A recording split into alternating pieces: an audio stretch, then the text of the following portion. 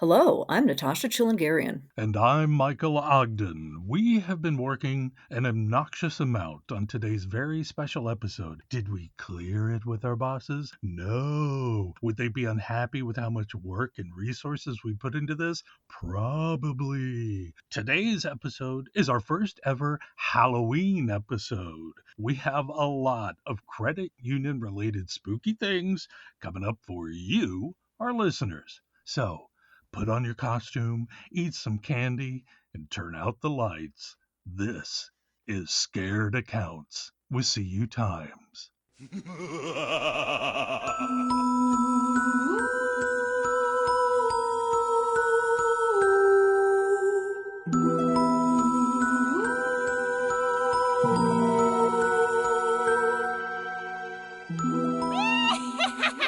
All right, for our first Halloween segment today, let's bring in Natasha, producer Zach.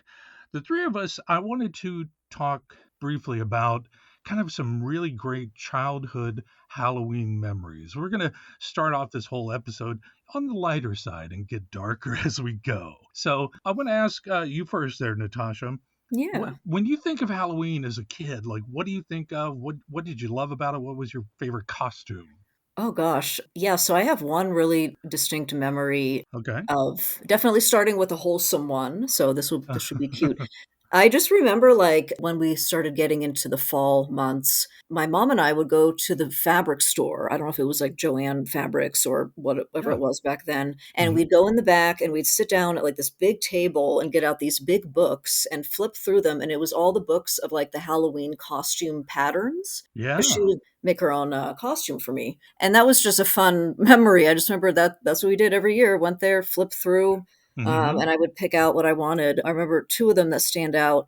I remember being a unicorn when I was 6. It had this really fun, like, headpiece, Yeah. and I remember this other one that I liked was, like, some kind of a medieval princess, I guess, I don't know. Oh, that's cute. Yeah, so that was yeah, I did the kinda cute little it was Aw. back in the late '80s, early '90s, so Yeah. yeah, that was really special. Another thing I wanted to That's cool. mention, I guess this is a little more scary, but I Okay. was thinking about, like, trick-or-treating back when I Mhm. was a child. So I grew up on a pretty quiet street outside of Portland, Oregon. It was, like, Mhm. Happy Valley, Oregon, so, pretty quiet out in the suburbs. Yeah. So I would go up and down my street trick-or-treating, and I remember one house would always go to was this older couple, Evelyn and Bill, Mhm. and, Bill was just he's such a sweet old guy, and he always just had, like, these smart ass comments about costume or just, like, fun and so I Okay. remember one year, I remember distinctly this one comment, I had these really long, black, like, fake fingernails or something, like or Uh-huh. maybe they were, like, plastic ones you just not, like, on the nail, but, like, over the finger would Oh, come right, on, right. and Mhm. he's like, "Wow, you could, like, hold up a bank with those," or something. Yikes. And then there Okay. was another one. So now this is actually the scary part. Okay. Another neighbor is this another old guy named Coley, and I Mhm. distinctly remember one Halloween night when there was, like, multiple kids trick-or-treating on the street. He decided to just sit on his front porch holding a big shotgun in his lap and just, like, sit there. I'm not kidding, and this kid I remember this little boy, like, ran up to our house, and my mom answered the door, and he's like, "There's a man standing out there with a rifle," like, reporting it. My God. And I think we were just like, "Oh, he's that's just Coley, he's Oh, just trying to God. scare you," or, and I'm thinking, "Wow, that's pretty pretty bad, like, why would you that's not okay." That I don't know, there's something was off with him, clearly. I don't know what happened to him well, mission after. accomplished scaring the kid. Sure did, yeah, so that was, like, a scary moment. Those are my top memories that come to mind, so, I love it. yeah. Producer Zach, what do you got? So, two things come to mind when I think of Halloween memories. Mhm. One is with trick or treating, I grew up in basically a stereotypical suburb. So, it was never like just me, it was always something a group of friends did. So, Mhm. it became more of just a group activity and it was always more fun that way than Right. spending it by yourself. But then also, as I thought about it, I realized one of the reasons I love Halloween time so much is, as you all know, I am in Kentucky, Mhm. Right. and college basketball is a religion here. Yeah. And Halloween always meant that that was either starting or about to start. So it was a double whammy of candy and Saturdays watching games with my dad. Oh. Okay. So that is my sweet memory of Halloween. And then I guess for my most memorable costume, Uh-huh. I would say there was one year where it was terrible. It was Yeah. snowing, 15 degrees, and where I am, it's usually 50 Yeah. at Halloween. Right. And I was about 6, so one of the Batman movies was out. So of course, as a 6-year-old boy, I wanted to be Batman. Yeah. But I was also a 6-year-old boy, so I was not about to brave the cold by myself. So my parents always refer to it as the Halloween where Batman wore a puffy jacket. Oh. No. You know, the Midwest can really ruin your costumes. Oh, the Midwest can ruin a lot of things, That Michael. can be, yeah, you're not wrong. Well, and also, I guess you just kind of dated yourself because this was back before climate change really took hold Well, and back when it was cold in October. I suppose, I grew up in the South, so Halloween's totally different for me in that Yeah. aspect. I'll share two quick things. One, I mainly grew up in Arkansas, but there was a period of time for 3 years we lived in Florida. But first, an old Arkansas trick or treating memory. My cousins and all my relatives, we all lived like within the same neighborhood. And my cousin Amy, she and I are the same age, and she's going to come up in the story later. But we were trick or treating one year. I think we were probably 4 or 5. And we were at one of our neighbors' houses, the Reeds, I remember. We were up on their porch. And this is in the 70s where safety was not a thing. So Yeah, yeah. they had open candles around their front porch, Oh, wow. and my cousin Amy's costume caught on fire. And Oh, God. we threw her off the porch to put her out. Oh, And that ended up burning one of the shrubs in their front yard. The shrubbery caught on fire because of it. It was insane, but she's fine. She okay. wasn't hurt, Well, but we got a garden hose and put it out. But as far as like a costume, when we lived in Florida, my mom, like yours, she would make our costumes sometime. oh, nice. Yeah. One year without my input, I believe, Yeah. she was like, "You're going to be a gorilla." And she made this full, huge, hairy outfit from Oh, head to wow. toe, a Oh, great mask. yeah. But in Florida at Halloween, it is so damn hot. And I was just a sweaty, gross mess Oh, that sounds with that miserable. costume. Well, It it was sounds like like wearing you a need to go. full winter outfit in Florida. Oh, wow. It was so hot. But she told me I was going to wear it for the next 3 years, and I did. So, You had no choice. no choice. Oh, Okay, wow. Okay. That's fun. One quick question for you about sure. costumes, just in Mhm. general. Did you wear any of this is kind of the quintessential, like, 80s costumes, was with those really low quality, like, plastic masks, Yeah, and it was absolutely. That they cut into your face. Hmm. so uncomfortable and just yeah, I don't know what that was about. Yeah, I had Yeah, it one. There smelled was like a another band aid. yeah, I think I had a clown one other Sure. year. Yeah. I don't think I ever had one make it to the end of trick or treating because they Never. were held together with Yeah, a cheap rubber band. yeah, yeah. Right. Yes. All right.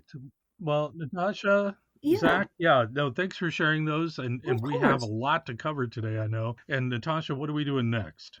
Yeah, well, next, so we're going to expand the conversation out from just beyond the three of us to other credit union leaders and Hmm. their Halloween experience. So, we actually put a call out to credit union leaders to share their love of Halloween with us. And we have two great interviews coming up with people who are incredibly dedicated to this scary holiday. Yeah. First up, we have Jim Stickley. He is the CEO of Mahalo Banking out in the San Diego area. He actually creates every year an annual haunted house for Hmm. elementary school kids, and he is definitely not afraid to scare them. So we have that coming up first.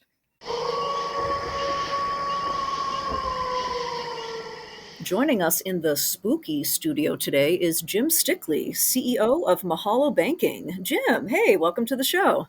Thanks for having me. Yeah, yeah. Welcome to our very first annual Halloween episode. Very excited to have you on as our first guest in this unique experience. So, Yeah, so to start us off here, can you tell us about your journey from being a haunted house volunteer to going on to create this full scale Halloween experience for your community, which I understand includes a haunted house at your local elementary school, as well as decorations and parties that you've had at your house? Yeah, so like when did this all start for you, and who or what kind of inspired you, I guess, to go all in on Halloween? Really was purely by accident. When my son, who's now 24, was in kindergarten, Hmm. I took Mhm. him to the little elementary school, that had the little Halloween carnival. And we Oh, go to this little Halloween carnival, and he's all decked out in his little costume, and we're walking oh, around. Yeah. And it was like horrifically laid out where you would go down these little hallways and like go to the classrooms, and then each door you could do like this little game. And they kept talking about, oh, we have a haunted house, we have a haunted house. So the whole time I was like pumping my kid up for this haunted house we're going to go to. And we finally get over to it. And it's like some refrigerator boxes they've laid on their sides that you like Okay. okay. crawl through. And I'm like, what in the fresh hell is this? And so I was like so irritated, right? My kid just like wah wah, like he was bummed. So I went home Oh, and I told my wife, and I'm like, man, that was the worst thing I've ever been to in my life. And I was like making fun of it. And she's like, well, you could do something. You could join their little group or whatever. And I'm like, yeah, I'm not going to do that. And so next year comes around, and sure enough, my wife comes home one day from school, and she's like, hey, they're looking for volunteers to help with the carnival this year. And I go, yeah. And she goes, so I put your name down. And I go, why would you do that? And she's like, Okay. well, you had some opinions. You Okay, should yeah. go. And I go, oh my gosh. So I go, and they're talking about like all this stuff throughout the whole meeting. I just sit really quiet. It's like several women and then just me, just kind of like feeling way out of place. And finally they're like, so do you have any ideas? And I go, why do you guys do it the way you do it? And they're like, what do you mean? And I'm like, shouldn't it be on the playground, set up like a carnival where you have all the booths around and do all this stuff? And they're like, Yeah. well, I mean, that sounds good, but how would we do that? And I'm like, here's how I would do it. And they're like, well, we'll never get permission from the principal. And I'm like, let me have a shot at that. And they're like, okay. And I'm like, but if we do all this, I want to build the haunted house. And they're like, okay. So I met with the principal, and it was really awkward because she had those little teeny kid chairs that you had to yeah. sit on to talk to the principal. So I'm sitting there like a little child, like asking for permission. It took a little bit, but I finally talked her into it. And that was now he was probably 6 or that was 7 at the time. So 14 or 15 years ago. And we moved it up to the carnival onto the main playground. Then I was like, hey, I want to build like a real haunted house. So I went home and I started building these walls that were 4 by Okay. 8 foot walls. And I ended up building like 140 or 150 of these walls so I could build a full 40 by 70-foot structure on the Holy smokes. playground. And it was this massive haunted maze. In the first few years, it was pretty basic, and then over the years, I made it computerized to control the lights, all the Okay. sound effects, and it's just kind of grown through the years since then. And now, yeah, and now it's something. And like that, it was purely by accident. Can we expand on that a bit? I'm going to get into some of the details, but first, where is this elementary school and what's the name? Lemon Avenue Elementary School. It's in La Mesa, California, which is a little suburb of San Diego. Okay. And oddly enough, it's the exact same elementary school I went to when I was a kid. Oh, Oh, wow. adorable. That's Yeah, so I've got a long history there. So it's kind of fun to be able to go there. In fact, right now, we're just starting to get all the prep ready for this year's Halloween carnival. So, with that all in mind, so you are in the mindset of the Halloween sweet spot right now, but you talked about how your first iterations of this, and how it's evolved. Can you explain that a little bit? Like, what is it evolved into, the features of this haunted house? Sure. So in the very beginning, I didn't really know what the structure was going to be laid out like. I was kind of just Hmm. winging it. And so Sure. for year one, I got a few people. I didn't know how many people I'd need to help. So I basically got some friends and family to show up at the school with me. And we were putting up these walls, and we had the day to do it in. And we kind of just slapped it together. And then some of the kids in the actual school volunteered to be monsters inside. And Oh, basically, they great. were just kind of roaming around. And it was kind of a mess. And it worked. It was good enough, and everybody thought it was fun. It was spooky, but we didn't have any lighting at all, so it was like pitch black inside. So you're banging into Okay. walls as you're walking through this nightmare with little Right. flashlights. It was a mess, and because the kids could just wander around, pretty soon kids that weren't supposed to be monsters were just staying in and being monsters, and it kind of became chaos that first year. And Of you course. learn real quick. Okay, you got to kind of control things a little better. So then I went back to the computer and I designed the next year's layout online. So I kind of catted it out so that I could see exactly how it would lay, how each area would be as you're kind of walking through this maze. And then I created jail cells basically for the kids to be in. So all of our monsters started being put into jail cells where they could reach out and scare people and stuff, but they were stuck in their spots. And that's, when you're talking about sixth graders, you kind of need to herd the cats a little bit. I mean, I would put nearly every elementary school child on a leash. I think that's a very thing to do.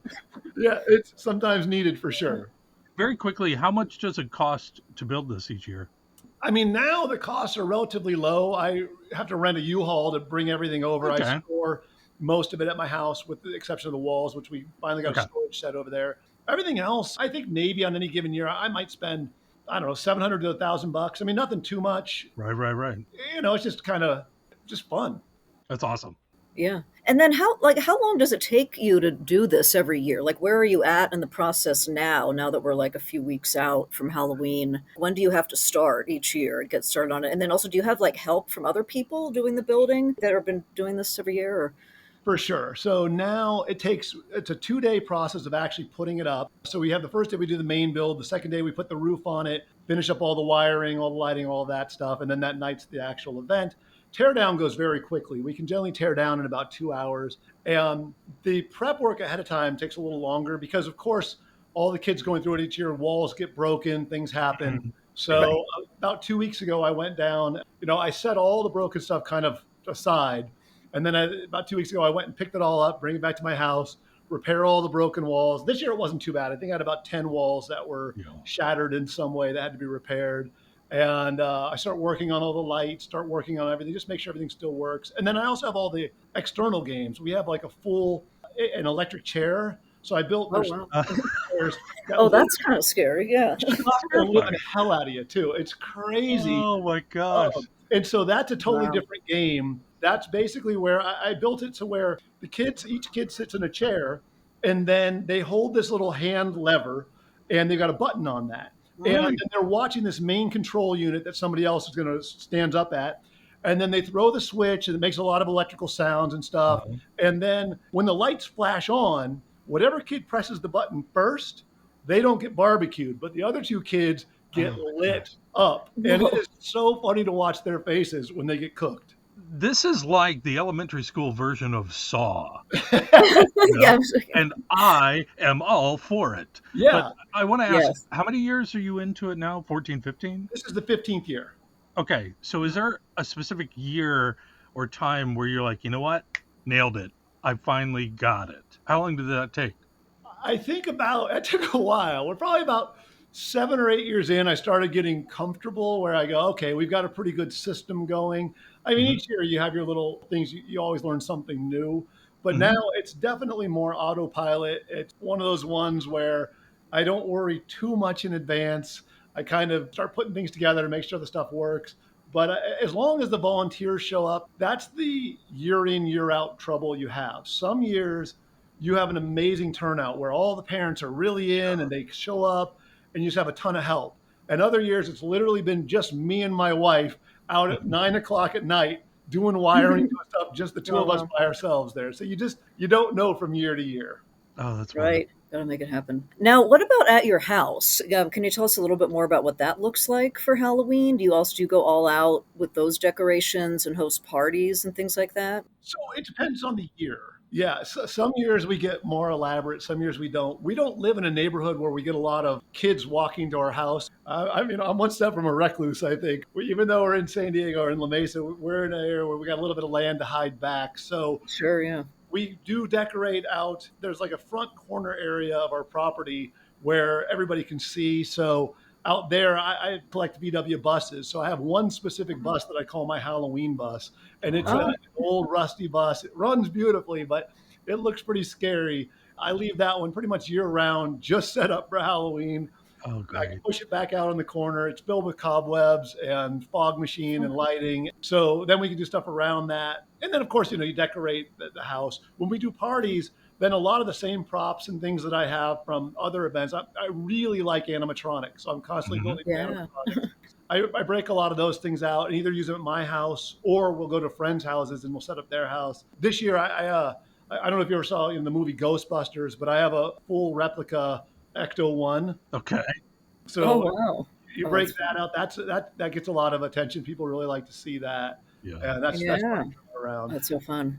I was curious also, just what about dressing yourself up? Do you go into the Halloween costume each year and do something really creative, or do you have like a favorite costume that you've worn in the past that you wanted to describe? I don't get like I see some of those people that do amazing elaborate costumes. I'm just not that creative to be able to come up with something that cool. I like Yeah. costumes that are dumb. Like my favorite is like dressing up as like Tigger from Winnie the Pooh. Mhm. Full on Yeah, Tigger. that's fun. Or if I find something that I feel is kind of funny and dopey, I'll go for that. But no, I don't. You go to like Comic Con and see some of those amazing costumes those people. But Oh, I'm just yeah. I'm not that artistic. I wish I was. Do you have, I'm thinking about your whole process, not only for the school, but for personal property there. Do you watch a movie? Do you watch something? Is there something that inspires you each Yeah. year? I mean, that's kind of how everything, you see there's something in a movie or you see something somewhere else. I don't remember. I was at some like boardwalk thing and they had the little whack-a-mole game. Sure. And I was Yeah. walking by, I was like, that's pretty cool. I go, man, that'd be really cool if that was for Halloween. So I went home and I built a full-size whack-a-skull where the Yeah. skulls come up. And then I gave each one their own individual voice. So every time you hit them on the head, they yell at you and they have different sayings for each one of them and they'll say all sorts of random things. So that was one fun example. That's so fun. Yeah. I love puns. That's great. I was also curious, just being into haunted houses and building your own, are there any other haunted houses that you've gone to or that you do go to? Because I know there's some really crazy ones where it's like this full contact where they'll like, you have to sign a waiver and they'll grab you and throw you over their shoulder and run around. Have you been out to any other like haunted houses or events like that you like at all? Or is it just your own stuff that you're focused on? No, absolutely. Like sometimes I'll be traveling because obviously you travel with business, and whenever it's around the Halloween time, I definitely whatever state I'm in or city I'm in, I find out what they've got going on, and I've seen Oh, some okay. none where they've ever thrown me over their shoulder. That'd be I one heard about someone that did that once, so I don't know if it's a cool. real thing. Yeah. No, I haven't seen that. And then in San Diego, we have a tradition every year where there's a group of us and we go to all the different ones on one night and just bounce through them all and hit it pretty hard. And I'm like the biggest baby. Like I'm like a child when I'm there. Like I Oh, realize okay. it's all Yeah. fake. I realize everybody's supposed to be having fun, but when someone's chasing you with a chainsaw, you run. That's just Yeah. how I Yep. Yep. so I run like a little girl. Right. It's like, yeah, like watching a really scary horror movie. I guess your brain can't always distinguish if it's really Yeah, happening to you or, you have absolutely. that natural reaction. So, yeah, that's I'm the fun. guy watching through my fingers. Yes. Yes. Okay. Just totally random question, Halloween related. We were curious about what, in your opinion, is the best Halloween candy and the worst Halloween candy? Oh, wow. Do you have any opinions on this? I don't know. Or even looking back to childhood, maybe from your own childhood, like, was there one that you always traded? And I don't know. I always wanted like any kind of actual candy bars. If it wasn't a candy bar of any kind, to me it was garbage. And it was always like you had like those one or two neighbors that would give full size candy bars. I don't know. They must have been loaded. I don't know how the hell they did it. But that to me was like you seeked those out and then you would bring multiple costumes so you could go back over and over to that same house. And so that was kind of our thing as a kid is to hit the same house more than one time and try to do it that way. I don't know there was any one particular candy I loved. Obviously, if anybody gave me fruit, I was very sad. I remember getting oh, yeah. raisins. I remember my kid when he was going trick or treating. We went to a house one time, and he was little, and the lady's like, "Here you go," and she hands him raisins, and he goes, "That's not a treat." And I go, "That's my boy." Like he understands. Oh, That's wow. not. Yeah, I totally agree. Jim, do you bring in this enthusiasm for Halloween into work? Um, I work from home, so not too much. Oh, Obviously, sometimes people get to see. So in my office, I built a fortune telling machine, and it's okay. full scale, fully animatronic, and that's kind of in the background off to the right. Sometimes it's on camera, sometimes it's not. So you can kind of see a few things that way. But sadly, I don't get to work with people ever, so I don't ever get to actually interact with them from that standpoint. Amazing. Okay. And just kind of to follow up on that quickly, like, what would you say about, just working with credit unions, in your job? Why is it important to bring like creativity into the workplace in general, for other like credit unions that have physical offices? Is that something that you think about? Absolutely. I mean, I love the creativity of credit unions. And that's why I love credit unions in general, is because there's so many times they do team events and they do team things. I mean, with Mahalo, it seems like inevitably when they're going to do a launch, so they're doing a conversion over to us, and you start talking with them, and they'll, a lot of times they'll do some sort of Hawaiian theme just because of Mahalo. But the stuff they come up with is so creative and so fun. And like one day we'll go on camera and everybody will be wearing leis, or a different day they'll have flowers in their hair, or they'll be all in Hawaiian shirts, or they'll have, Hawaiian day, and they'll do like a luau party. It's just, to me, I think work is work. No matter what, no matter how much you love your job, it's still work. And I think doing those types of things translates not only to the employees, but then through to the members. Because I think if employees are enjoying what they do and enjoy the place they're at and feel like they're appreciated by having these types of moments, that they'll then pass that on to the members. And that's, to me, that's the differentiation. I mean, everybody talks about that, the member-centric experience, and I think it matters. I think people want their employees to enjoy themselves so that they'll, in turn, members will feel that pass through. Right, absolutely. Well, it's good you can do it remote as well. So somehow, even just seeing people on video can make a difference, I'm sure. So. Oh yeah, it's really kind of fun when they'll do these events like that, where they'll all come on camera and they'll be dressed up for whatever, and it's just, it can't help but put a smile on your face. Absolutely. Mm-hmm. All right. Well, Jim Stickley, CEO of Mahalo Banking, thank you for haunting us today a little bit. Hope we, somehow see your haunted creations sometime. I'm in Southern California, so maybe I'll be able to pop down. Who knows? Yeah, thank you so much, and have a very happy Halloween. Thank you very much. You guys have a great day. Okay. Thanks, Jim.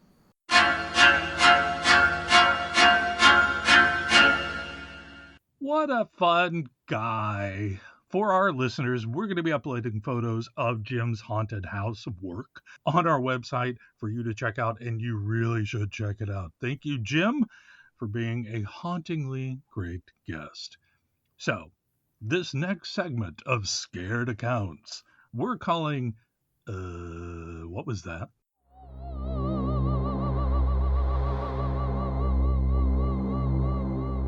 All right, Natasha, producer Zach, and I, we are going to share some true stories of weird crap we've experienced. We have not pre-discussed any of these things, so I'm excited to hear what you all have. Producer Zach, I'm going to let you go first. What do you have to share? Okay, so a local haunted experience for people in the Cincinnati area. There is a honky-tonk bar that was called Bobby Mackey's. It had country music and a mechanical bull that was the main draw outside of the hauntedness of it. Okay. For a quick story, where the bar was built was the same site as a slaughterhouse and meat packing facility. However, in 1896, a 22-year-old woman from Greencastle, Indiana, was murdered on the site. She was pregnant, and her boyfriend and a friend of his coaxed her to coming down, beheaded her. What? So the body couldn't be identified. Okay. But left her shoes on, which allowed identification. While on the gallows to be punished for his crime, Lonzo Walling, the boyfriend's friend, vowed to haunt the area forever. Girl's head was never discovered. Okay. Some have speculated that the two murderers had ties to a satanic cult, so the head was used. Doubt it. And that the head was used in. And the lot sat empty until it was, in the 1920s, erected into a new building that was a casino, nightclub, and speakeasy. Great. So on and so forth. Yeah. Now, for paranormal activity and speculation, people believe the building's basement held the gateway to hell. Okay. Stairs near the well have been deemed the stairs to nowhere, where phantom footsteps can often be heard. Okay. A former caretaker of the building that lived in the apartment upstairs claimed to have been demonically possessed. His exorcism was performed in the honky-tonk by a minister. Patrons have claimed to experience suffocating heat, a flying trash can, and a man with a handlebar mustache repeating "de game," Latin for dying well in the men's bathroom. Okay, that's very specific. So, okay, when I was legally allowed to enter bars, we went and had some drinks and did the ghost tour. And after that whole build-up, I have to say I experienced nothing. So wait, can I ask a couple of questions? Yes, of course. Because wasn't that one? I spent a lot of time in Cincinnati, and all of the crap you just said about Cincinnati totally checks out. But that part of Ohio, wasn't that really part of the Underground Railroad? So that is northern Kentucky, right by the river. You can see the river from the hill the bar Yeah. was on. So yes, it was. I believe they called it the last stop to freedom. Yeah, because it went all the way up to Columbus, Ohio. Yes. I know. And so I'm just wondering if some of those stories got mixed in with the Underground Railroad, during that era. I'm sure there are. Also, I can't imagine a bathroom at a bar in Cincinnati also being called Gateway to Hell. That is, I mean, really something that also checks out. Yeah. So I always tell people that I did warn them not to go into the bathroom by themselves, but it had nothing to do with ghosts. Yeah. Yeah. Do not go in there. Okay, awesome. Okay. That was great. That is. Natasha, what do you have? Do you have anything? Yeah, so again, I would say just similar to Zach, I have gone to some places in the hopes of seeing a ghost or Oh, something really yeah. supernatural. So I've taken a couple of haunted tours of Savannah, Georgia, Oh, yeah. which is really fun. I mean, it's a spooky town Sure. and it's really cool. But yeah, no, unfortunately, no, nothing. I can't say I saw anything. I really wish I had, though. I really, really wish I could see Yeah. something like, right, just like I can't explain this because it would just be incredible. Yeah. So yeah, I do have one. I would say like my parents have kind of said that a few things have happened to them, which I mean Mm-hmm. take with a grain of salt. I don't know. One thing that Sure. my mom always told us was so she used to spend summers at her grandmother's French chateau, like Okay. castle in the French Yeah. countryside. And it was like a really old school, like there was a dungeon, like a literal dungeon. And I've been to it as well. Maybe that's creepy on its own. It's like, Yeah. just a hole in the ground. It Yeah. had all that, it was really cool. No longer in the family, unfortunately. It was sold and now it's like a Aw. bed and breakfast. I know, right? Yeah, it would Yeah. have been a cool Yeah. thing to keep. No, she told me that her grandfather passed away Mm-hmm. when she was about 12. First of all, she was assigned to watch over his body for Okay. like a night before Yeah. he was like taken away, and just so like rats wouldn't get to him. And she Yeah. kept thinking that he was like moving. Oh, my God. I mean, imagine that. You're 12 years old, Oh, you my have to sit God. next to your dead grandfather's body. I just feel so bad. Oh, And then man. apparently, I believe this was like after he was buried, he Mm-hmm. would always, when he was still alive, he walked with a cane and it was up this like Ooh. rickety, like winding stairs in the Yeah. chateau and would be like tapping the cane. And she just said on multiple occasions she kept hearing the cane tapping, like even after he was dead. So Oh, wow. that's kind of scary. That Yeah, I'm is glad it wasn't me. I'm creepy. glad I wasn't part of that. That's a good story, though. Yeah. So that's kind of all I got. But again, really wish I had more. Maybe next year I'll have something. Okay. We wish you a haunting in the next year. How's that? Yes, that sounds good. I will share this one very quick story from my personal experience, just to quickly set the scene. Mid 1970s, like 1975, in Northwest Arkansas, where I grew up, and it was a actual incredibly stormy night. I mean, just an insane amount of thunderstorm, Mm. flooding. Our downtown of our little hometown completely flooded that night. There were a bunch of tornadoes happening. So, like I mentioned earlier, my immediate family, we all kind of lived very, very close to each other. And nobody had basements back then, really, except our neighbors. So, my cousin Amy, who I mentioned earlier, her family, my aunt and uncle, her sisters, and other family members, we gathered in our neighbor's basement during, again, this insane storm. And we're all huddled in there. My cousin and I, Amy, again, we're the same age. We are under a blanket up against a wall, just sitting there on the floor, looking kind of out to a door that goes to the outside. And there was a problem with the door, it wouldn't close. So it was wide open. And my uncle Hal, my cousin Amy's father, he was trying to fix the door. So he's standing, on that door frame, the metal at the bottom, Mhm. where the door closes and all. He's holding a screwdriver trying to screw in the hinges to the door. But behind him, his back is to the outside. Total darkness except for a bunch of lightning going on. Okay. Amy and I are sitting there. Everybody else is just kind of talking like all nervousy, but we're watching this floating orb.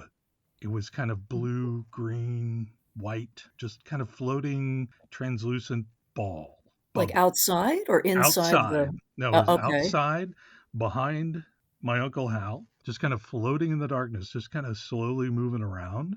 And we looked at each other and, like, you see that, right? Yep, I see it too. Okay. Yeah. So Amy and I are watching it, and it's just floating around, and it's floating around, and it's getting a little closer, and just coming a little closer, and again, floating up and down, just really gently. And it's, in my memory, bigger than a basketball. And it's coming right up behind my uncle, who's still fixing the door. All of a sudden, it hits him, and it pops really loud. Okay. He collapses to the floor, and everybody starts screaming. We don't know what the hell that was. Nobody seems to have seen this bubble thing that my cousin Amy and I were watching. He eventually gets up, comes to, whatever, and, we made it through the night there in the basement. So for years, Amy and I did not know what that was. We have talked about it. Nobody else seems to remember any of that, the bubble thing. Wow. It turns out it's a real thing. Well, what was it? It's called ball lightning, and it's very rare. Oh, I see. I was going to say, yeah, maybe it was a weather phenomenon, like a weird weather thing. That's what we think it is now, but it took us decades to figure this out. Oh, okay. Well, that's too bad, because hopefully, I was thinking you were going to say, and to this day, no one knows what it was, and then that would be like truly like, what the, So yeah, it's freaked the hell out of us, though. It's terrifying for years, kids, especially. Oh my gosh. Okay. Wow. Okay. That's one of mine. I have a couple others, but I'll share those, next year maybe. Okay. Well, it's probably time to move on. This is going to be a long episode because we have a lot of great stuff coming up. But producer Zach, Natasha, thanks for sharing those. But let's move on to our next credit union executive Halloween interview. Up next is Jody Rathbun-Briggs at Greylock Federal Credit Union out in Western Massachusetts. Jody is what you'd call a real hardcore Halloween fan. She and her husband create a scary experience in their community while raising money for charity. She is bizarrely awesome. We love her. Take a listen. Also joining us in the spooky studio today is Jody Rathbun-Briggs, SVP at Greylock Federal Credit Union in Pittsfield, Massachusetts. Hey, Jody, welcome to the show. Hey there, Natasha. Hi, Michael. Are you guys staying spooky today? Yes. Hello, Jody.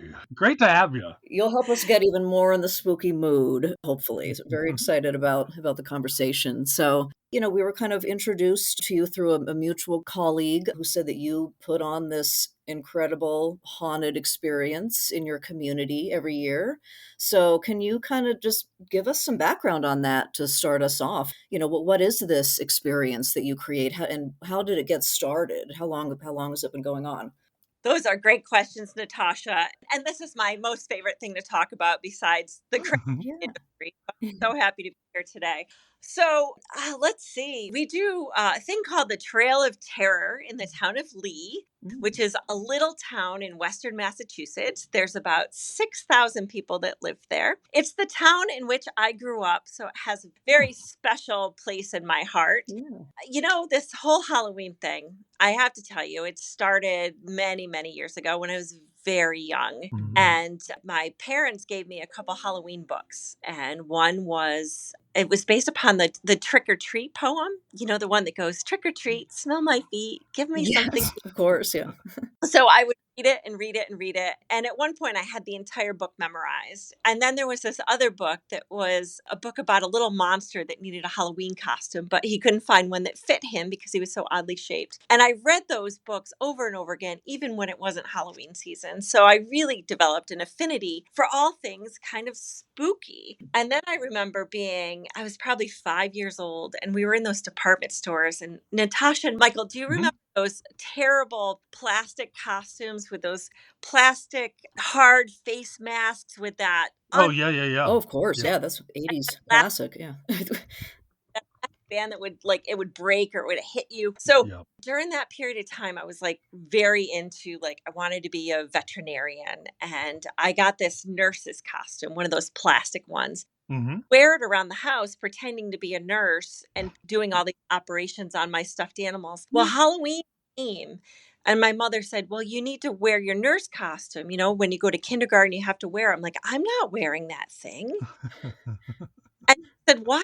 You have to be scary for Halloween. So she had to hustle and help me become a witch. So Ah. Okay. since you always have to be something scary and spooky. So that was sort of where it all got started. Okay. Over time, we used to carve pumpkins, and it started that we carved 5 pumpkins and then 10 pumpkins. And then when my husband and I got married, we carved 100 pumpkins. To see this jack-o'-lantern display, Uh-huh. and that became the Trail of Terror. Oh, Wow, okay. that's it? I mean, that's quite the origin. But it sounds like, though, Jody, this has really become something significant in your community.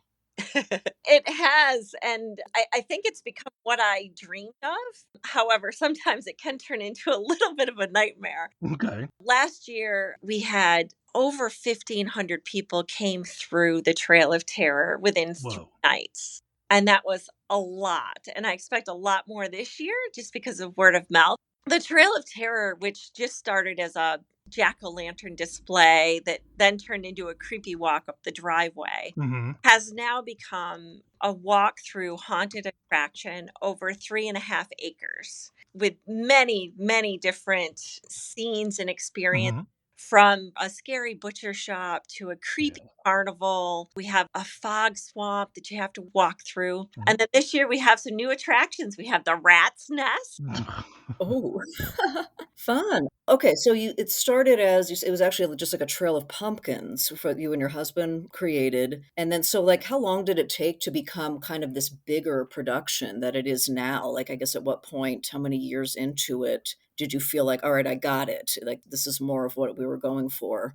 I think that 2020 was the Oh, year of its rebirth of the new edition of the Trail of Terror. And ever since then, it's just gotten bigger and better and more fun. I think that 2020, Natasha and Michael, 2020 was a year where we were all trying to figure out how can we have some fun, right? How of can course. we Yeah. how can we get outside because we couldn't meet each other inside. So when we Yeah. did it in 2020, we did a little bit of Facebook advertising where we said, come on through, but Mhm. you need to wear your masks and not your scary ones. Yeah, yeah. Right, right. And that was so well received then. And Mhm. Yeah. we had such good feedback that every year we just want to create an environment for people to forget about whatever's bothering them for 20 Mhm. minutes or half hour, just have some fun with their spouses, their kids, their grandparents, whatever. So for us, it's just a creation of a little bit of an alternative reality for people for a little Mhm. bit.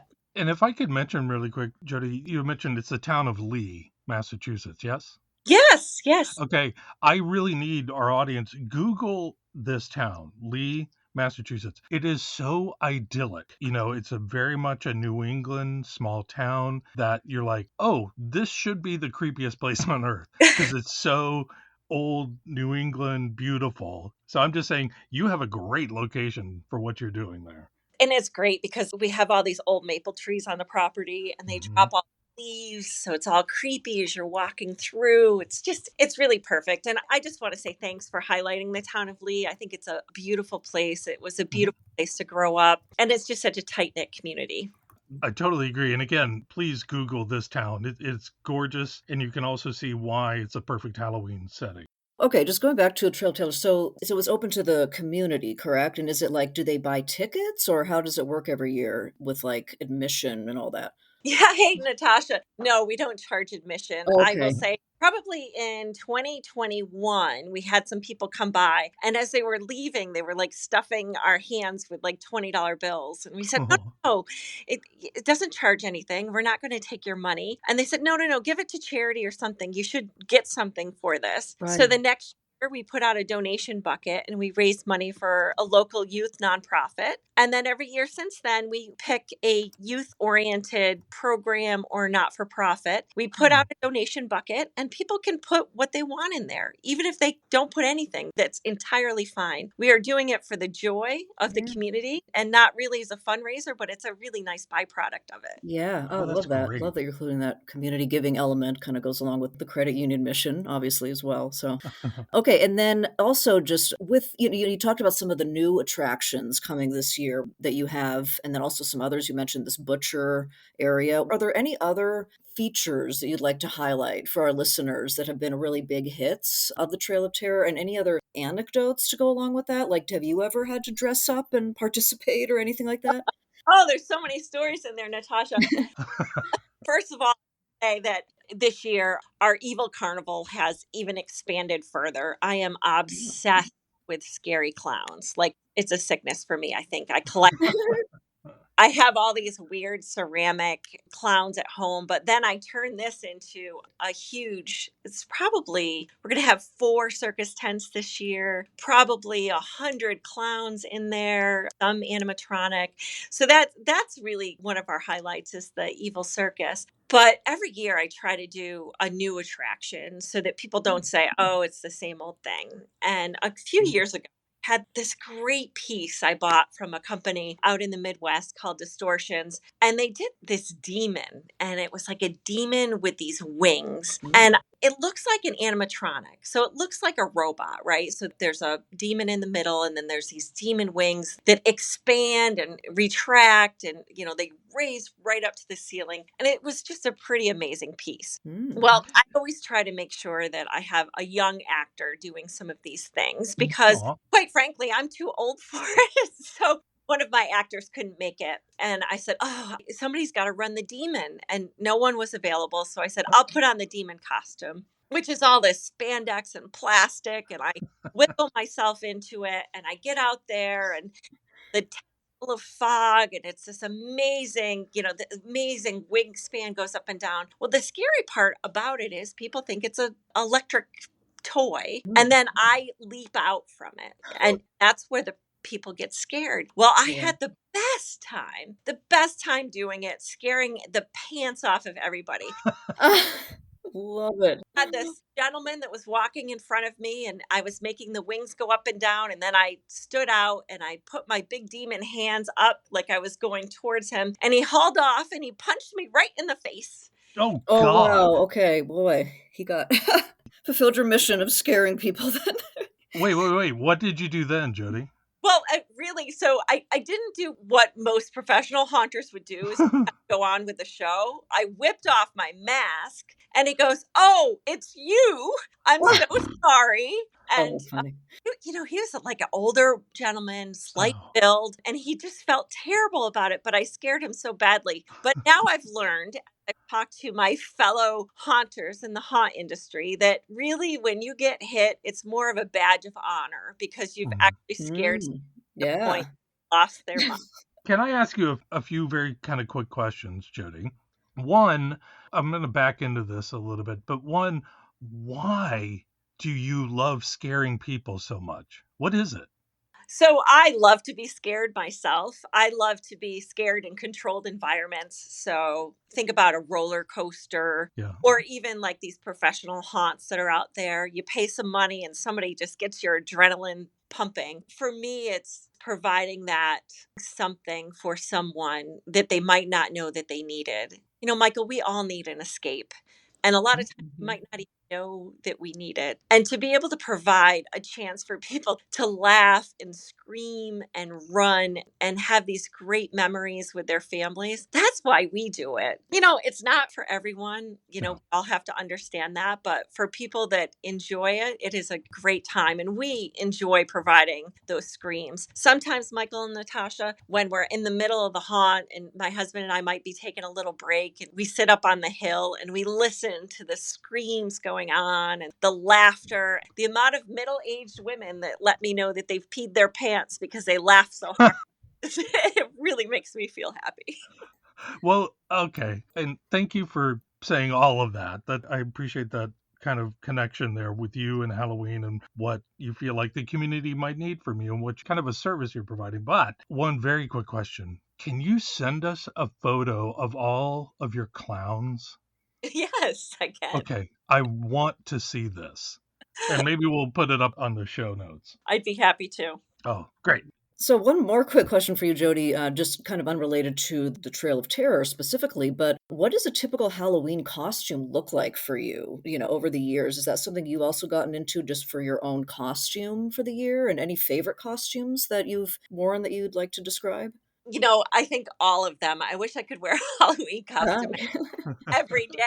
But I think that one of my all-time favorites was this one that was called Peter Rottentail, and it was a full rabbit suit. Like if you can imagine white, heavy, great big giant ears, but this rabbit isn't your typical Easter bunny. It is really a zombie rabbit with gross zombie hands and a zombie face. That was my most favorite for a lot of reasons. You don't see it around a lot. And then when people see it, they're really startled by it and shocked. And they think if you're turned around that you're going to be a happy rabbit. And then you turn around and it's so terrifying. ooh, yeah, Anything that's ghouly, right? Like any kind of yeah. zombie ghoul, it's got to be scary. It can't be. You'll never find me dressed up as an avocado or a dog. Or a sexy bunny. Yeah. None of those. Yeah. So I love the kind of red line for you is it has to be scary. So kind of keeping that in mind, do you have a favorite horror movie? Yeah, I do. And it might be a bit of a cult classic. So, meaning that not everybody might know this one, Mhm. but my favorite movie around the Halloween genre is called Trick or Treat. Do either of Oh, you sure. I know. Sure. Yeah, I know. From the Yeah. 80s, that version? No, from around 2007 that it came out. And Ooh, fantastic movie because it has four stories all kind of intertwined together that are all kind of based upon like the classic Halloween spookiness, things that happen in the season. There's werewolves and vampires and pumpkins and a story about a school bus, okay. all of those things. So I really urge all the listeners, if you haven't seen it, watch it and then watch it again because this time it makes a lot more sense. Okay. Yeah. Just for our listeners, very quickly, because the one I was thinking of, I watched Trick or Treat that came out in 1986. Wow. Okay. So there's that one. Are you talking the one that came out in like 2008? Yeah, I think it's 2007, 2008. Like the main character is a little person dressed up in orange footy pajamas with a Yeah. burlap head, but all heck breaks loose in this little town in Ohio. It's a great movie. I love Oh, it. yeah. 2007 Trick or Treat. Got it. Perfect. Yeah. Michael is our resident horror fan, so he's got to put that on his list. I marked it on Letterboxd, Jody, so I'm going to put it on my list. It'll definitely get you in the spirit. And I think that it goes back to all the Halloween legends we all grew up with. So that's what I like. Excellent. Yeah. Absolutely. Okay. So Jody, also now where are you at right now in the process of getting the Trail of Terror up and running? Now, just for our listeners, we're recording this on beginning of October. The episode will come out towards the end. But do you have a lot of work left to do on it, and is now kind of crunch time with getting it set up? It is. The next 10 days will be crunch time. So that's nights and Yeah. weekends for my husband and I as we get everything set up. We have our front displays, our drive-by displays are all set and ready. People are driving by and enjoying them right now. And now we're going to be setting up the carnival tents and then the swamp tent and all of those other things over the next several days.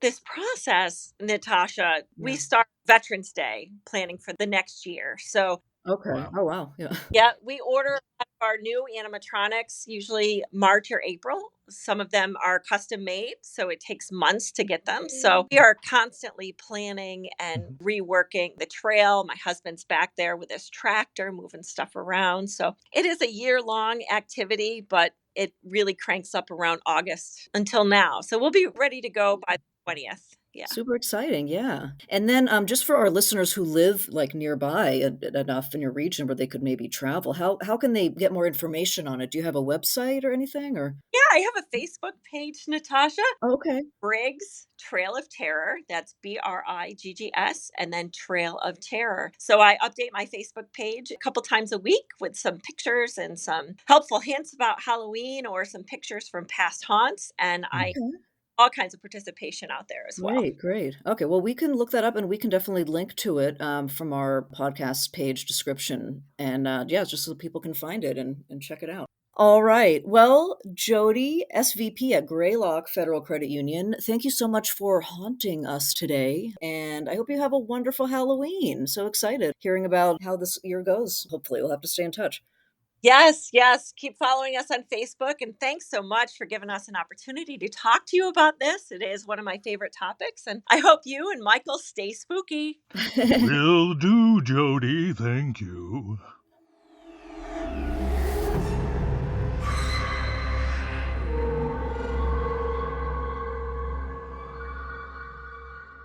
Oh, Jody.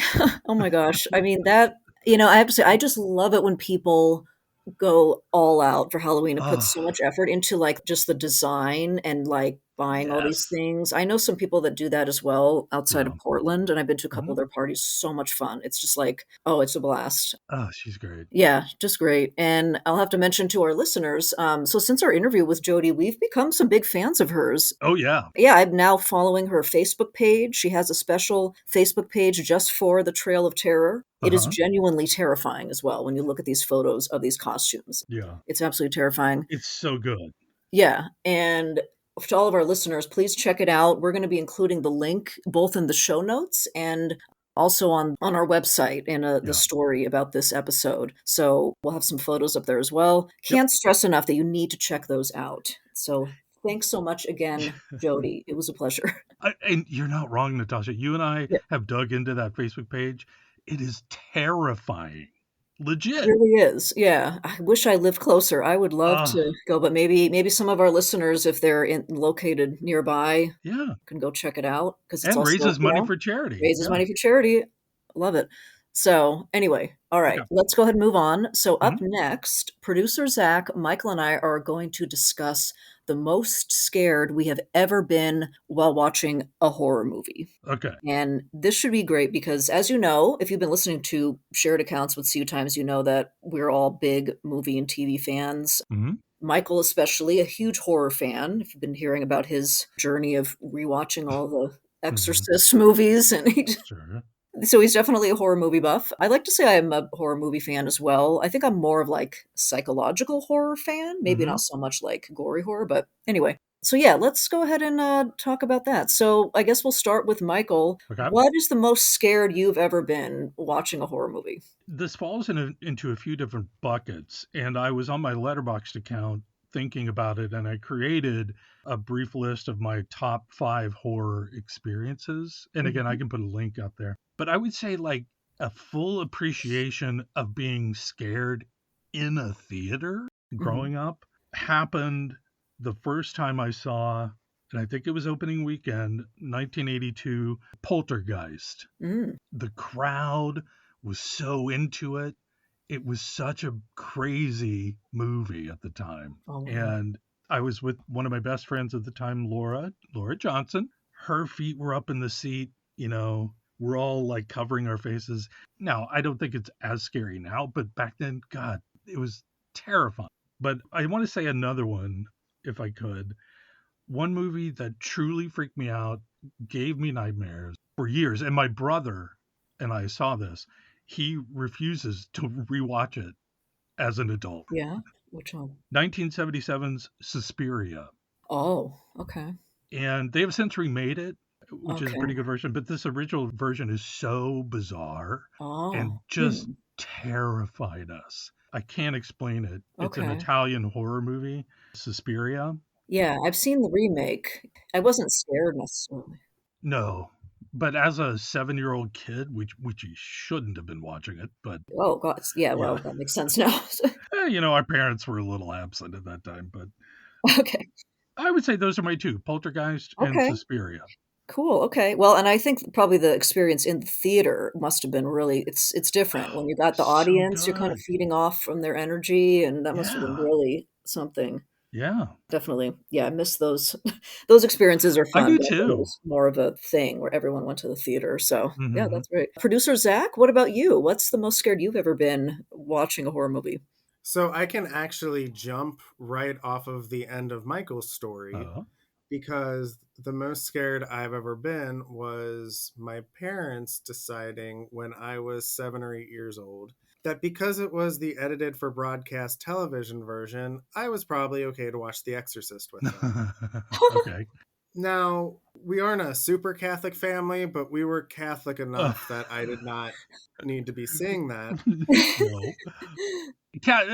Take the Catholicism out of it. You probably shouldn't have been watching it. Period. No, shouldn't have been watching it regardless. But at the very end, terrified because it's a genuinely scary movie. Oh yeah.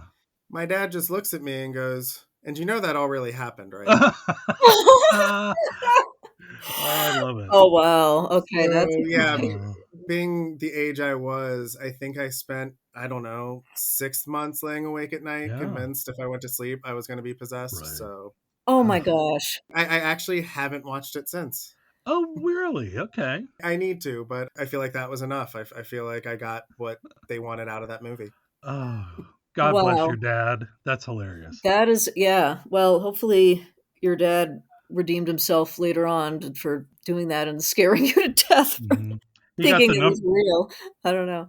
You got the number No one redeeming dad necessary. moment. Now as an adult, I just appreciate how Yeah, he had the opportunity to do something special and he did not hesitate. Great. I love that. Yeah. I Oh my gosh. adore it. What about you, Natasha? Yeah, so it's funny because you guys both talked about childhood experiences. So I must have been like shielded from watching scary stuff in childhood because I don't remember any experiences like that. Parents were pretty, I guess they monitored what I watched. I don't know. Okay. But what comes to mind for me actually was in college. So a little older. I was writing for the college newspaper and I was writing for like the arts and entertainment side, not the news side. And I guess I pitched a story because they had just come out with it was the new Texas Chainsaw Massacre Oh, with sure. Jessica Biel. I don't remember when that came out. So it must have been Mhm. like maybe 2003 or around there. Yeah. Yep. Yeah. And I was like, oh, maybe I could watch. Why don't I do a movie review and I'll watch the original Chainsaw Massacre, which was it the Oh 70s? no. Yeah. Yeah, Oh yeah. 70s. And Yeah, then yeah. compare it to the new one, like watch them both together and see how they are. So I watched the new one. That was the most horrifying, like disgusting thing I've ever watched. And when I was thinking about this question, like what's the most scared you've ever been watching a horror movie? I don't know. Like, well, how do you define like scared? Is it like, oh, like you're jumping back? Or is it like you watch something so disturbing that you just wish you could unsee it? And then you keep thinking about it and just feeling kind of like Mhm. sick inside? You know what I mean? Like Yeah. a feeling where you're just like, oh, I just can't even go. I don't even want to go there with Yeah. just how awful. And I get that a lot with like when it's like a body horror type Sure. movie. Sure. I'm not a fan of like the body horror. So Right. no, this movie just was really, really gory. I mean, it showed like, this Yeah. girl gets in a car and like shoots herself in the head and they Mm. show like the brains all Yeah, over yeah.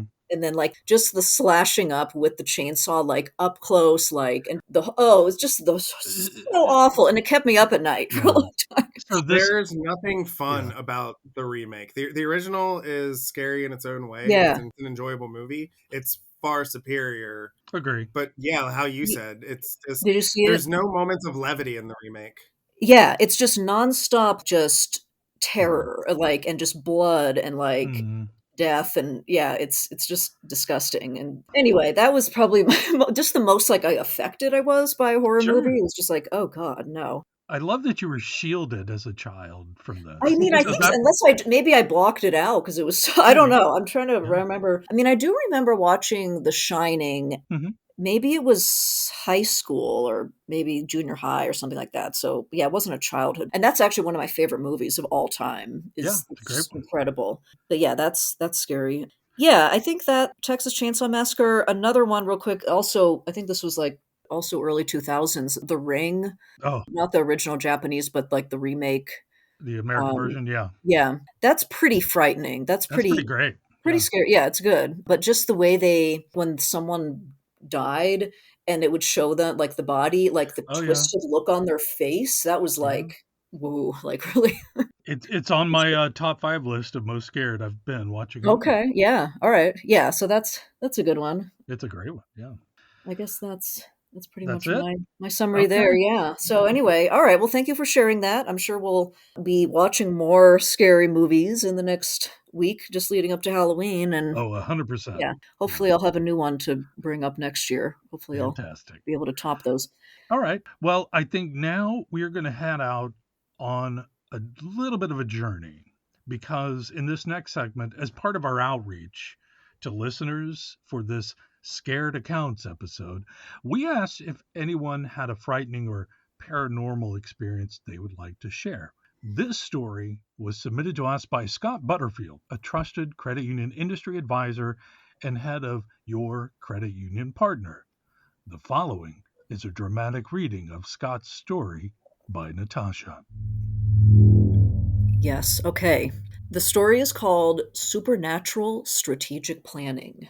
This supernatural credit union experience occurred in 2017 at the McMenamins Edgewood Resort near Portland, Oregon. If I may interject here, I have been to this place. I did not have a supernatural experience, so I'm very happy that Scott covered that for us. Mhm. He was at an event there. It was a 2-day strategic planning session with Cutting Edge Credit Union. First, some background of the Edgewood, which is a haunted but excellent meeting venue. It was built in 1911 as the County Poor Farm. The historic McMenamins Edgefield Resort is a destination resort in the Pacific Northwest. The original buildings have been carefully restored, including meeting rooms that were once used for plucking chickens and guest rooms that were once classrooms for the children who lived at the poor farm in the last century. At Edgefield, during its 7-decade run as a poor farm, a remarkable array of personalities congregated under its roof. Sea captains, captains of industry, school teachers, ministers, musicians, loggers, nurses, home builders, homemakers, former slaves, and slave owners. There were Germans, Italians, Japanese, Chinese, Native Americans, African Americans, Catholics, Protestants, Muslims, and Buddhists. The one common thread among them was, at the time, and perhaps others in their lives, each needed a leg up. Many of the residents, or inmates as they originally were called, supplied the labor for the 300-plus acre farm. Overseen by a succession of well-seasoned, college-educated farm supervisors, Edgefield was a model of agricultural efficiency and production. The fruit, vegetables, dairy, hogs, and poultry raised on the property were sufficient for feeding the population at the poor farm, as well as the county hospital and jail. Surplus quantities were canned and sold on the open market for many years. Perhaps the greatest challenge for the farm supervisor was maintaining an adequate and capable labor force. Field workers constantly came and went. None were hired for their farming expertise.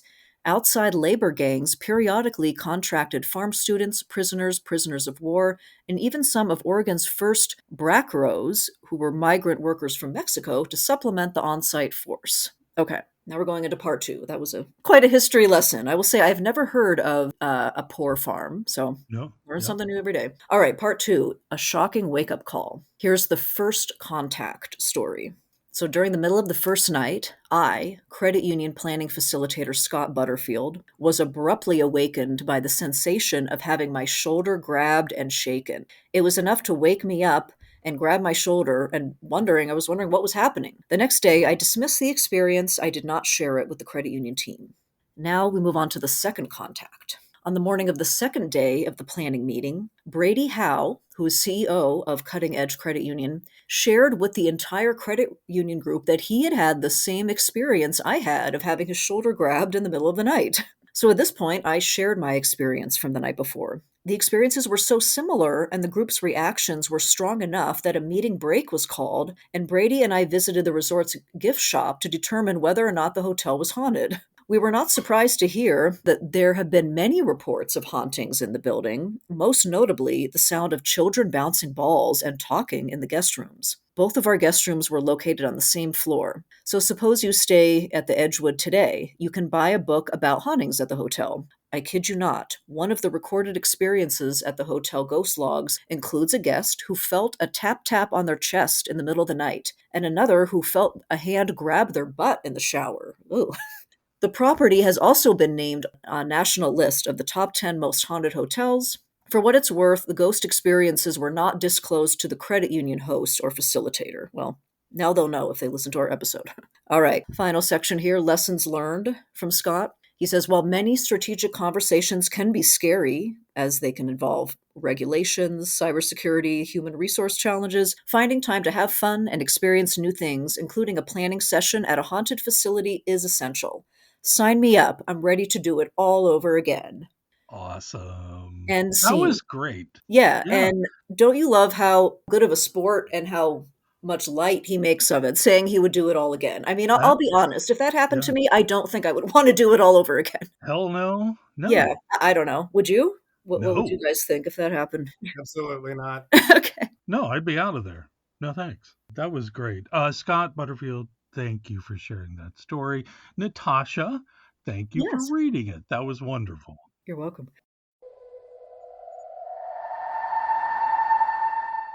All right. So we thought it would be a fun way to end our first ever Scared Accounts with CU Times episode with a Halloween candy taste test with all three of us. Yes. So here's what we've done. We all met prior to this and we talked about candy that we like and that we don't like. And we came up with 5 candies that are basically a mix of the things that the three of us would not eat if we were trick or treating. You know, the candy Right. we would want to trade first. Yeah. Those 5 candies are Nerds, Twix, Tootsie Rolls, Mounds, and Smarties. Right. So here's what we're going to do. We are all going to taste each one. We're going to go just down the line, taste each one at the same time, give them a little, maybe make some notes. Yep. And we're going to each of us are going to give them a final rating. So we're going to rate them in order of best to worst. Okay. All right. You guys got it? I got it. Okay. Got it. Okay. And we're going to start with Nerds. Quick note on that. I was only able to find the Nerds gummy clusters at the local CVS. Oh. So I guess it's like a gummy candy covered with Nerds. So anyway, hopefully Interesting. same idea. It still has Nerds on it, but I'm just going to give that little Okay. footnote. I'm having a hell of a problem opening this little Nerds box. Okay, here, I think I got it. Right? I know. It's like, when's the last time we did that? Are you and I with the loose Nerds, are we just grabbing a pinch and popping them in? Hell yeah. Yeah. All right. I'm just opening my mouth and throwing them in. All right, here we go. Ready? All right. First candy, Nerds. Nerds. Go for it. Huh. Okay. Okay. Yep. So I did the grape side. Okay. Mine are covered with like the rainbow, like all the different colors. I mean, tastes like Nerds. Yep. Well, I don't eat candy, so this is all real childhood stuff coming back. What'd y'all think? It was fine. Better than I expected. I hadn't had them in a while. I just have the rainbow. And I remember them tasting like sour aquarium gravel, and these actually weren't terrible. There you go. Sour aquarium gravel, yes. These weren't a bad place to start. I'll say that. Nice little sour, I like it. I don't mind it. Yeah, it tastes very artificial. Oh, absolutely, yeah. Okay, that was good. Okay, there we go. All right, Nerds. Okay. All right, next up is the Twix bar. Okay, Twix. Okay, ready? All right. Ugh, God, I hate Twix. This is a pretty heavy duty chocolate, so. Boo! Oh, yeah. Boo, okay. I don't like them. See, I love Twix. Yeah, I think you're wrong, Michael. That's fine. I don't know why you listed this as the worst one. I mean, I remember saying that this was my favorite candy as a kid. It's got all the wrong elements to it for me. Yeah. But, okay, the chocolate isn't terrible, I don't like that cookie part. Really? I like the cookie. I don't like the It makes me caramel. thirsty. It is. No, I'm not a fan of them. I like how it all works together. I'm a fan. Okay. It makes me really thirsty here. I got to get some water. I know we're not used to this. We're not. Not Not We've never done this on a show. Age. Yeah. Okay. How did we do this? Gosh, I mean, just thinking about like as a kid and eating candy, I remember, I believe this was actually a Valentine's Day. I got like this big bag of all these just chocolates. And I remember just like sitting in my bedroom and being like, I'm going to eat all this. And I just ate so much of it. And then I just felt so sick. Sure. Oh, yeah. But it was like this exciting, fun thing to do. Just like eat as much chocolate as you can. Yeah. I think the last time that happened to me was when I was first living by myself after college, and no one could see or judge me, so I exactly. Yeah, that's you're like, I can do whatever I want. I can eat ice cream for dinner. Yeah. Then an hour later, you're like, I'm 25 years old, and I might throw up rainbow neon because I'm still Okay. Do we all get a good tasting of that one? I think so. Yeah. Okay. All right. What's next, Natasha? All right, next we got the Tootsie Roll. Ooh, Tootsie Roll. I've got like for some reason all I was able to get was like this giant family pack. And they're like Oh, these okay. giant sized Tootsie Rolls. And I'm looking at this thing. I'm like, why would anyone want to eat this whole thing? This is like, looks Huh. disgusting. Okay, ready? All right, go for it. Try Go. your Tootsie Roll. Okay. What is that? People get grossed out when people eat on mic. I forget what the term of that is. Okay. Okay. How do I say this? What do you all think? It's fine. I think it's fine. I mean, I don't have a problem with it. And our Tootsie Roll is what's in the middle of those pops, right? The Tootsie Pops. And those are actually, I've always liked those. Then you get to the middle and you get the Tootsie Roll. Sure. I like the candy part of the outside, I guess. Mm-hmm. Huh. That was like drinking a bottle of Karo syrup. The just high fructose something. That is as much a 5 out of 10 for me as you can get. Okay. I won't turn it down, but I will never Seek it out. I will never buy a bag of it unless my podcast boss tells me I need to. Exactly. Yes. Ugh. Yeah, I think it's something where, like, if I'm just like, if I have low blood sugar and it's like the middle of the afternoon and I'm having a slump and I were to see a Tootsie Roll, I'd be like, oh, I would have it because it would give me like a little Right. burst of energy, but I would never like seek it out and be like, I'm going to buy a Tootsie Roll. Oof. Okay, that was rough. So, yeah, I'm not really Okay. a big fan. I got some water. Okay. All right. Next, number 4, the Mounds. Mounds candy So bar. I guess we were going back and forth between Mounds and Almond Joy, and we decided Mounds was the worst of the two. Yep. It's just dark chocolate and coconut, I guess. Sure. There is a pet food store here in Madison called Mounds, and they give you a free Mounds candy bar whenever you go there. That's random. Okay, let's try it. Are All you right. guys ready? Ready. Ready? All right, here we go. You know what? I think it's actually really good. It reminds me. I love coconut. What do you think, Zach? I liked it a lot more than I expected, and I ended up eating the other half. All right. It reminds me of the smell of flip-flops in the 70s. Okay. Yeah, it tastes like a shoe I used to wear. Huh. That's all right. Well, I would say that's a pretty negative review. Unless you like shoes. Oh, I have to say, I'm a fan. I'm a fan. I don't think I've ever even had one before, but really yeah. Interesting. And Zach, you sound like you're on board. I hadn't had one in a long time. I thought I hated them, and I actually really enjoyed that. That's it's one of those things. Mounds, Almond Joy used to all come together. They're made by the same company. One just has an almond on top.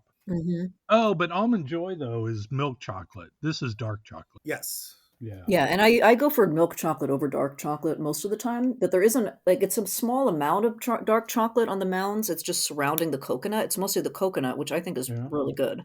Yeah. You remember the jingle, the commercial? I was just going to bring up Almond commercial. Joy? Yeah, I was thinking about that. Yeah, for the Mounds and Almond Joy. Yeah. I can't remember how it goes, but It's just Almond Joy's got nuts. Mounds don't. oh yes, you have a good memory there. Yeah. I'm going to say your rating depends entirely on how you feel about coconut, but Right. I'm on board. I don't mind coconut with like a good carrot cake, or something like that. But my God, where did they harvest that coconut? Oh, I don't know. I don't know. Okay. All right. Well, that was a pleasant surprise. Okay. So 4. finally, let's move on. Final candy, Right. Smarties. Smarties. I have like the giant size. It's called Mega Smarties. Anyway, so Mega Smarties. Okay. all right. Ready? Mega Smarties sounds like a transformer. Okay, hold on. I gotta try mine. Wow. Yeah. I've always liked Smarties. It's just kind of the way, the texture of it and the way it like melts down in your mouth. It's kind of like chalky to start with, but then it just like perfectly melts down. Zach, what are your thoughts? It tastes like I was rewarded for a good grade by a teacher that doesn't like children. There you go. You know what? I'll say it this way. I don't think I realized how much we were being poisoned as children with all this. Are you saying neon green is not a natural fruit color? I'm saying all these flavors going on in my mouth shouldn't be there. We did not pick 5 candies that blend together, so now... Which is fun. I like. Okay, but I enjoyed this experiment, though. Yeah. I do. Okay, do you guys have your ratings from worst to first of the 5? I do. Okay, Zach, go ahead. We're doing worst to first. Worst to first. Number 5. Smarties. Number 4. Tootsie Roll. Number 3. Nerds. Okay. Number 2. Mounds. Number 1. I'm sorry, Michael, but number 1 for me is Twix. Never apologize. Never apologize. Natasha, what about you? All right, so going worst to best, Okay, I have to number 5. say 5, Tootsie Roll, Okay, number 4. Nerds, Number 3. Smarties, Number 2.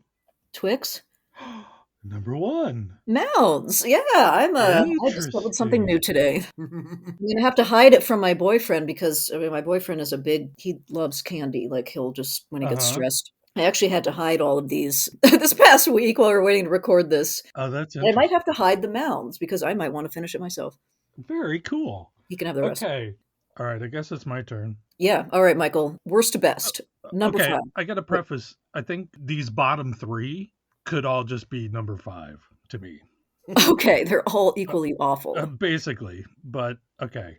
Here we go. So number 5 tie Yeah, number 5. I'm gonna have to say Tootsie Roll is the worst. Okay. as the All right. worst. Number 4. Mounds, Oh, okay. Number 3. Smarties, Okay. And number 2. Twix, Okay. And number 1. Nerds. All right. So Nerds wasn't so bad for you. No, not bad at all. The experience of the other 4 were just really not great. It Well, I was wasn't going to say the pleasant. Twix. I mean, I was surprised you put Twix at number 2 after all the I ways you had insulted to it. because the other 3 were so terrible. It was, yeah. It sounds like it's less of an endorsement of Twix and more of an indictment of the other candies for Michael. 100%. Yeah. Okay. All right. Well, Well, that and was Michael, fun. didn't you also ask our Hmm. listeners to Yeah. share some of their opinions on Halloween candy?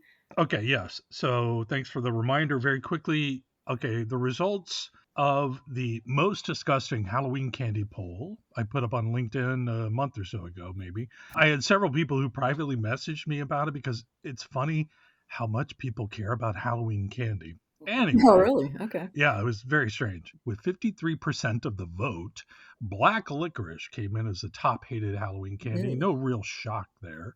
The one right below that, with 20% of the vote, candy corn, which I haven't had that in years. And then right below that, Smarties. And then in last place, don't see the percentage on here, were those candies wrapped in the weird black or orange waxy wrappers.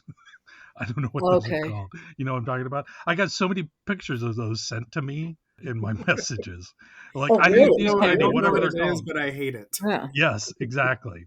So that was it. So Yeah. thank you to everybody on LinkedIn who took part in the poll and messaged me with their gross candy stories. Yeah. Thank you, everyone. Wonderful. Yeah. One of those high, where there's a lot of opinions. It's like pineapple on pizza, where people have like a very strong opinion about Right. That's a good way to put it. I agree. Yeah. Right. Okay. All right. All right. Well, I think that, I'm kind of sad that this is the end of the episode. I had a lot of fun today doing I did this. too. But unfortunately, this concludes our very first special Halloween episode. So, producer Zach, Michael, thank you so much for all of your work on this special Scared Accounts episode. I had a lot Oh, of thank fun. you. Thank Thank you, you. Michael And and Natasha. yes, and also a big thank you, of course, to Jim, Jody, and Scott for Yeah. contributing to the show. We love doing this. Producer Zach and Michael and all our listeners, have a happy Halloween. Happy Halloween, everybody. Happy Halloween. Ooh. That's right. All right. And for all our listeners, please make sure to subscribe to shared accounts with CU Times because, unfortunately, after today, we're going back to shared accounts, no little more scared accounts. Go ahead and subscribe to it anywhere you get your podcasts, Apple, Spotify, wherever. You know how this works. And if you want to rate us, we'd love your feedback. And for those of you with questions or comments, feel free to email me over at nchillen-scares-ian@cutimes.com, or you can email Michael at mogden@cutimes.com. That's right. And Yes. also, as always, thank you to our producer, Zach The-End-is-Nigh-heisel. Thanks, Zach. Join us again next week for a new episode of Shared Accounts with CU Times. Until then, boo. Thanks for listening.